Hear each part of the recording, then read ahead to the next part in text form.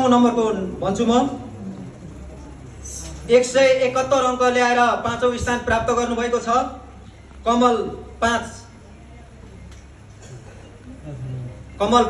बाट 171 अङ्क प्राप्त गर्नुभएको छ। तपाईहरुलाई कसैलाई याद छ कमल 5 बाट कुन कुन टिमले भाग लिएको थियो?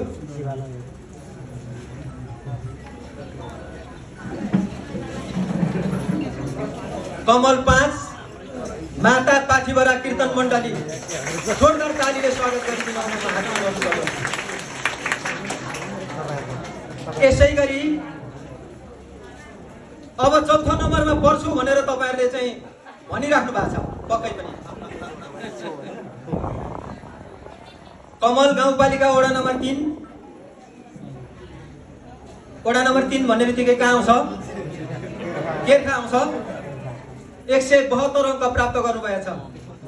नाम भन्नु होला हजुर। पाथिभरा कीर्तन मण्डली केर्खा जोरदार ताली। यसैगरी 174 अङ्क प्राप्त गर्नुभएको छ। मैले पाथिभराको नम्बर भने 172 174 अङ्क प्राप्त गरेर कमल गाउँपालिका वडा नम्बर 2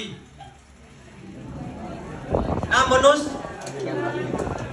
लक्ष्मी नारायण कीर्तन मण्डली जोरदार तालीले स्वागत गरिदिनु। अब हाम्रो नाम पक्कै दोस्रो नम्बरमा आउँछ भन्दै हुनुहुन्छ यहाँहरूले, हो कि हैन? भन्दै हुनुहुन्छ तपाईहरु।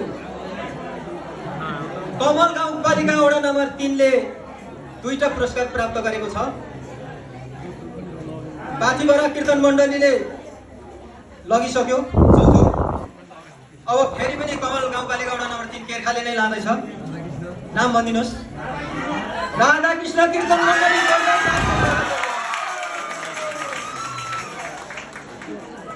अब मैले प्रथम हुने टिमको नाम भन्नु पर्दैन, तपाईहरु आफै घोषणा गरिदिनुहोस्। सिद्धार्थ हरि कीर्तन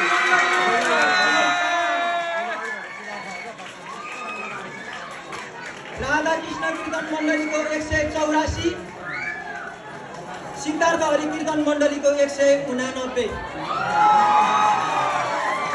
मैले यो नतिजा घोषणा गर्दै आफ्नो यो घोषणा कार्यलाई अन्त्य गरेको जानकारी गराउँदै यो प्रमाणपत्र वितरणको लागि यहाँहरू धैर्यशील भएर अनुशासित भएर बसिदिनु।